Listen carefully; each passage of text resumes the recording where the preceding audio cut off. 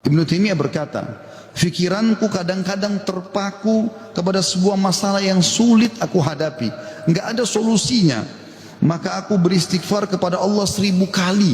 Astaghfirullah wa atubu ilaih, astaghfirullah wa atubu ilaih. Terus saya ucapkan 1000 kali sampai dadaku dilapangkan dan masalah yang sulit pun terpecahkan. Aku kadang berada di pasar, masjid atau sekolah, tapi hal itu tidak menghalangiku dari zikir dan istighfar sampai aku meraih apa yang aku inginkan. Istighfar, teman-teman sekalian. Baik, kira-kira orang yang bertanya, apa yang saya dapatkan kalau saya beristighfar? Yang pertama, akan dicatatkan pahala buat Anda sendiri, karena istighfar ucapan yang tidak butuh energi banyak, hanya lisan dan bibir kita yang tergerakkan, ya, suara sedikit saja, tidak ada energi yang besar. Itu adalah ibadah yang besar pahalanya.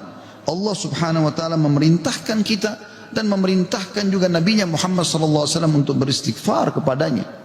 Allah berfirman di dalam surah Mu'min ayat 55, A'udzu billahi minasyaitonir rajim, fasbir inna wa'dallahi haqqun wastaghfir li dzambik wastaghfir li dzambika wasabbih bihamdi rabbika bil ashi wal ibkar.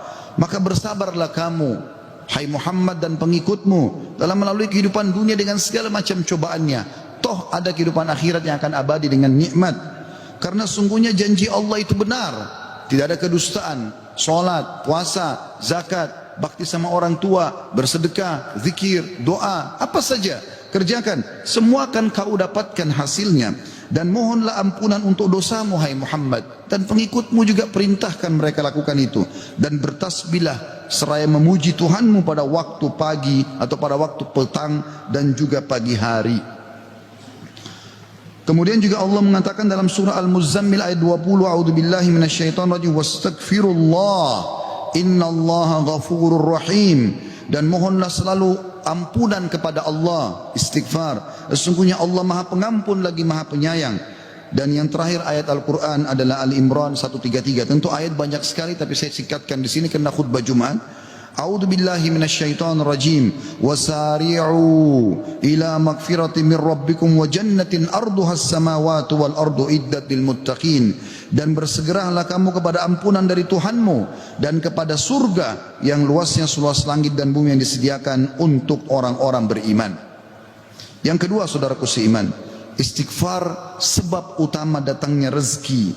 Allah menyebutkan dalam Al-Quran, ya, apa yang diucapkan oleh lisan nabinya yang mulia Nuh alaihissalam dalam surah Nuh ayat 10 sampai ayat 12. A'udzu billahi minasyaitonir rajim. Faqultu astaghfiru rabbakum innahu kana ghaffara yursilis samaa 'alaikum midrara wa yumditkum bi amwalin wa banina wa yaj'al lakum jannatin wa yaj'al lakum anhara. Maka aku berkata kepada kaumku, ya Allah, kata Nabi Nuh, mohonlah ampun kepada Tuhan kalian. Sesungguhnya Dia Allah adalah Maha Pengampun. Niscaya dengan mohon ampun istighfar kalian itu, Dia Allah akan mengirimkan hujan kepadamu yang lebat dan memperbanyak harta juga anak-anakmu dan mengadakan untukmu kebun-kebun dan mengadakan di dalamnya sungai-sungai. Juga dalam surah Hud ayat 52, Allah subhanahu wa ta'ala berfirman, A'udzu billahi minasyaitonir rajim, ya qaumi, Nabi Hud berkata alaihissalam, ya qaumi istaghfiru rabbakum thumma tubu ilaihi yursilis samaa 'alaikum midrara wa yazidkum quwwatan ila quwwatikum wa la tatawallaw mujrimin. Hai kaumku, kata Nabi Hud alaihissalam, banyaklah mohon ampunlah kepada Tuhan kalian dan bertobatlah kepadanya. Niscaya pasti dengan istighfar dan tobat kalian Dia menurunkan hujan yang sangat deras atasmu. Maksudnya subur, hujan bukan mematikan tapi membawa berkah. Dan Dia akan menambahkan kekuatan kepada kekuatanmu. Fisikmu akan kuat, fikiranmu, jiwamu akan sehat. Dan janganlah kamu berpaling dengan berbuat dosa. Al-Qurtubi rahimahullah berkata tentang tafsir surah Hud ayat 52, di dalam ayat-ayat ini terdapat dalil bahwa istighfar digunakan untuk meminta rezeki dan hujan. Juga Ibnu Katsir berkata rahimahullah dalam tafsir beliau surah Hud ayat 25, jika kalian bertobat dan memohon ampunan kepada Allah serta kalian mentaatinya, niscaya Allah akan memperbanyak rezeki kalian, memberikan kalian minum dengan nikmat-nikmat langit mengeluarkan untuk kalian nikmat-nikmat bumi, menumbuhkan untuk kalian tumbuh-tumbuhan, mengalirkan untuk kalian air, dan menjadikan untuk kalian kebun-kebun. Di dalamnya terdapat berbagai macam buah-buahan, dan dia menyelingi di antara kebun-kebun tersebut sungai-sungai yang mengalir. Yang ketiga, saudaraku seiman, istighfar sebab masuk ke dalam surga. Sebagaimana kita sudah tahu bersama-sama, salah satu zikir pagi dan petang yang sangat dianjurkan adalah membaca Sayyidul Istighfar, tuannya istighfar, yaitu lafadznya sebagaimana dinukil dari Nabi SAW. Beliau mengatakan, Allahumma anta rabbi, la ilaha illa anta khalaqtani, wa ana abduka wa ana ala ahdika wa wa'dika mastata'tu, a'udhu bika min syarri ma sana'tu, abu'u laka bi ni'matika alayya wa abu'u bidzambi, faghfirli fa innahu la yakfiru dhunuba illa ant. Yang artinya, ya Allah, sungguhnya Engkau adalah Rabbku, penciptaku. Tidak ada Tuhan yang berhak disembah kecuali Engkau. Engkaulah yang telah menciptakanku dan aku adalah hambamu. Aku senantiasa berada dalam perjanjian bersamamu. Maksudnya mentauhidkan Allah dan tidak bermaksiat. Dan aku yakin akan janjimu tentang pahala bagi orang mukmin semampuku. Aku berlindung kepadamu dari kejelekan yang aku perbuat. Aku mengakui nikmatmu kepadaku, serta aku mengakui dosaku. Oleh karena itu ampunilah aku, karena sungguhnya tidak ada yang mengampuni dosa kecuali Engkau. Kata Nabi SAW, siapa yang mengucapkan ini, man qalaha minan nahari mukinan, dia yakin, besok dia ucapkan di siang hari atau pagi hari dengan yakin dalam hatinya, famata min yaumihi, kemudian dia meninggal pada hari itu, qabla an yumsiya, sebelum tiba di sore hari, fahuwa min ahlil jannah, dia pasti masuk ke dalam surga. Wa man qalaha minal laili wa huwa muqinun biha, dan siapa ucapkan walaupun sekali saja di malam hari, famata, maka kemudian dia mati, qabla an yusbih, sebelum dia tiba pagi hari, fahuwa min ahlil jannah. Yang keempat, istighfar adalah sebab dihapuskannya dosa. Mohon maaf kalau sedikit panjang, saya minta waktu sekian beberapa menit lagi. Qatada berkata radhiyallahu rahimahullah, sesungguhnya Al-Quran menunjuki kalian tentang penyakit dan penyembuhannya, yaitu dosa adalah penyakit dan penyembuhannya adalah istighfar. Allah berfirman, a'udzubillahi minasyaitonir rajim, dalam surah Al-Imran 135, والذين إذا فعلوا فاحشة أو ظلموا أنفسهم ذكروا الله فاستغفروا لذنوبهم ومن يغفر الذنوب إلا الله ولم يصروا على ما فعلوا وهم يعلمون. Dan juga orang-orang yang apabila mengerjakan perbuatan keji dan menganiaya diri mereka, kalau mereka buat dosa, maka mereka ingat kepada Allah lalu mereka memohon ampun terhadap dosa-dosa mereka, dan siapa lagi yang dapat mengampuni dosa selain Allah, dan mereka terus mereka tidak meneruskan perbuatan dosa itu sedang mereka mengetahuinya. Kemudian teman-teman sekalian, selanjutnya adalah yang kelima, istighfar mencegah hukuman dari Allah Subhanahu wa taala. Saya ambil satu saja. Al Hasan Basri rahimahullah berkata, wahai anak Adam, meninggalkan dosa lebih ringan bagimu daripada mencari taubat, dan ketahuilah bahwasanya pada saat kau meninggalkan perbuatan dosa atau kau beristighfar pada saat berbuat dosa, maka azab Allah tidak akan datang. Karena Allah berfirman dalam surah Al-Anfal ayat 33, A'udzubillahi minasyaitonir rajim, wa ma kana Allah liyu'adzibahum wa anta fihim, wa ma kana Allah mu'adzibahum yastaghfirun. Dan Allah sekali-kali tidak akan mengadab mereka sedangkan kamu berada di tengah-tengah mereka, hai Muhammad, dan tidak pula Allah akan mengadab mereka sedang mereka selalu memohon ampun. Yang keenam, istighfar sebab diangkatnya derajat. Dalam sebuah hadis, ajarkan bab ini kepada anak anda. Dalam hadis riwayat Ahmad dengan sanad hasan, kata baginda Nabi SAW, Inna Allah Azza wa Jalla yarfa'ud darajati lil abdi salihi fil jannah, fayaqulu ya Rabbi anna li hadhihi, fayaqulu bi istighfari waladika lak.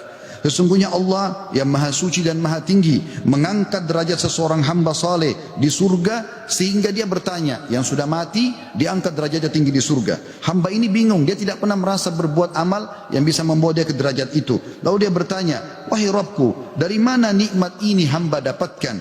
Maka kata Allah SWT, dari istighfar anakmu untukmu. Yang ketujuh, istighfar adalah sebab disucikan hati. Sebagaimana Nabi SAW bersabda, Innal mu'mina idha adzamba dzamban kanat nuqtatan sauda'u fi qalbihi. Kalau seorang mukmin berbuat dosa akan menjadi titik hitam dalam hatinya. Fa in taba wa naza wastaghfara su'ika qalbuhu minha. Kalau dia bertaubat kemudian dia beristighfar kepada Allah, meninggalkan dosanya, maka akan diangkat noda hitam itu dalam hatinya. Fa in zada zadat hatta taklufa qalbu fadzalika ar-rana alladhi dzakarahu Allah fi kitabihi kalla barrana ala qulubihim ma kanu yaksibun. Dan kalau seandainya dia bertaubat dan meninggalkannya serta beristighfar, hatinya kembali bersih darinya, dan kalau dia tambah melakukan dosa, maka bertambah pula titik hitam itu sampai menutupi seluruh hatinya. Dan itulah makna kalimat ar-ran dalam firman Allah Subhanahu wa taala, sekali-kali apa yang selalu mereka usahakan itu menutupi hati mereka. Surah Al-Mutaffifin ayat 14. Dua poin yang terakhir teman-teman sekalian, yang ke-8 adalah istighfar sebab memperoleh anak dan keturunan. Dinukil dalam sebuah riwayat disebutkan oleh Abu Hanifah rahimahullah dalam musnadnya, bahwasanya seseorang datang mengeluh dari Jabir bin Abdullah radhiyallahu anhu. Seseorang mengeluh kepada Nabi SAW lalu berkata, "Ya Rasulullah, ya sesungguhnya aku, orang semua punya anak tapi aku sendiri yang tidak punya anak." Maka kata Nabi SAW, "Mana kau dari dua senjatamu? Memperbanyak sedekah dan istighfar, maka dengannya kau akan diberikan rezeki." Kata Jabir bin Abdullah, orang itu pun mengamalkan, lalu saya menyaksikan orang itu dikaruniai 9 orang anak, semuanya laki-laki. Kesembilan dan terakhir adalah istighfar sebab menikmati kesehatan dan kekuatan, sebagaimana dijelaskan dari dalam surah Hud ayat 52, dan sudah saya bacakan tadi ayatnya, saya tidak ulangi, tapi potongan ayatnya adalah yazidkum quwwatan ila quwwatikum. Istighfar menyebabkan bertambahnya kekuatan di atas kekuatan. Izinkan saya teman-teman sekalian menyampaikan sebuah kisah yang berhubungan dengan masalah ini, atau dua buah kisah ringkas. Ada seseorang di Irak dulu pernah berdagang, kemudian dia menemukan semua pedagang di pasar laku barangnya kecuali dia, dan dia orang miskin. Dia mengatakan, saya pun duduk di dekat barang saya sampai menjelang sore belum laku-laku. Maka tiba-tiba saya mengingat firman atau sabda Nabi SAW, "Man aktsara istighfar," siapa yang memperbanyak istighfar, "ja'alallahu lahu min kulli hammin faraja." Allah akan berikan kelapangan dari setiap kesedihannya, "wa min kulli dikin makhraja," dan jalan keluar dari setiap masalahnya. Dan juga razaqahu min haitsu la yahtasib, maka Allah akan berikan rezeki dari tempat tidak disangka-sangka. Maka dia bilang, saya pun beristighfar kepada Allah, dan terjadi satu keajaiban yang luar biasa. Ternyata datang kepadaku hampir seluruh pedagang pasar datang, dan mereka memperebutkan barang daganganku. Terakhir kisah seseorang yang bernama Abu Yusuf, saudaraku seiman, di musim haji, seorang syekh, dalam kisah ini tidak disebutkan namanya siapa, sedang menyampaikan masalah istighfar. Datang seseorang setelah pengajian bernama Abu Yusuf lalu berkata, "Syekh, saya ingin bercerita tentang manfaat istighfar yang Anda sampaikan tadi." Kata syekhnya, silakan. Dia bilang, "Saya menikah bertahun-tahun tidak punya anak sama sekali, dan saya sama istri saya sedih. Lalu satu waktu saya pernah mendengarkan sebuah siaran tentang makna firman Allah SWT surah Nuh ayat 10 sampai ayat 12, tadi sudah saya bacakan ayatnya, bahwasanya orang kalau istighfar akan diturunkan hujan dari langit, diberikan keturunan dan juga harta. Lalu saya mengatakan kepada istri saya, "Wahai Ummu Yusuf, ayo kita istighfar, sudah bertahun-tahun kita berusaha berobat sana sini tidak punya anak." Maka dia sama istrinya yang mengatakan, "Kami pun beristighfar tidak mengenal waktu, tidak mengenal tempat kecuali di WC. Kita tidak baca di WC, di tempat tidur, di ruang makan, di halaman, selalu baca." Dan subhanallah, kata dia, "Syekh, bulan itu Ummu Yusuf hamil dan lahirlah Yusuf. Begitu selesai hamil, lagi masa nifas, saya bilang, Ummu Yusuf, kita sudah bertahun-tahun tidak punya anak. Ayo kita istighfar kepada Allah untuk anak yang kedua." Kata dia, "Anda tahu Syekh, selesai nifas, Ummu Yusuf hamil dan kami dapat lagi anak kedua. Dua-duanya laki-laki. Setelah anak kedua lahir, di masa nifas saya bilang lagi, wahai Ummu Yusuf, kita beristighfar kepada Allah untuk anak yang ketiga." Maka saya sama Ummu Yusuf beristighfar yang ketiga, dan ternyata selesai masa nifas hamil dan juga melahirkan di tahun ketiga anak laki-laki yang ketiga. Kata syekhnya, "Semoga Allah berkahi. Itu betul-betul firman Allah. Allah mengatakan Allah tidak akan pungkiri janjinya." Dia mengatakan, "Belum selesai kisah saya Syekh." Setelah itu Ummu Yusuf berkata, "Wahai Abu Yusuf, kita berhenti dulu istighfar untuk mohon anak, istighfar untuk yang lainnya, tapi permohonan anak berhenti dulu sampai anak-anak besar." Kami sepakat 2-3 tahun kemudian saya mengatakan, "Ummu Yusuf, sekarang saatnya kita minta agar Allah berikan kita anak perempuan yang cantik dan salihah." Maka kami pun beristighfar, dan ternyata Ummu Yusuf hamil, dan sekarang saya di musim haji, wahai Syekh, sedang datang bersama Ummu Yusuf yang baru saja melahirkan bersama dengan bayinya, bayi perempuan. Aqulu qauli hadza, saya sudah mengucapkan perkataan saya ini, wa astaghfirullah li wa lakum, dan saya beristighfar kepada Allah, mengajak jamaah istighfar kepada Allah, fastaghfiruhu innahu huwal ghafurur rahim. Beristighfarlah sungguh Dia Maha Pengampun dan juga Maha Pengasih.